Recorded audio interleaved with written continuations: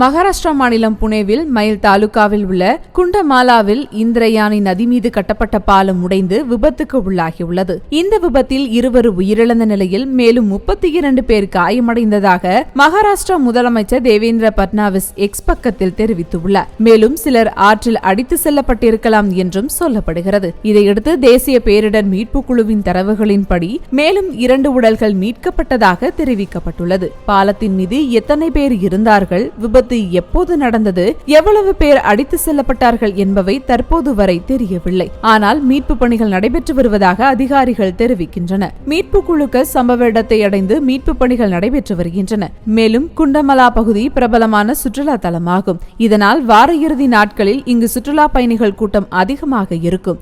இந்த விபத்து நடக்கும் போது ஞாயிறு என்பதால் கூட்டம் இருப்பதற்கான சாத்தியம் இருந்துள்ளது. இந்நிலையில் மீட்பு பணிகள் மிகவும் வேகமாக நடைபெற்று வருவதாக பேரிடர் மேலாண்மை துறை அமைச்சர் கிருஷ் மகாஜன் தெரிவித்துள்ளார்.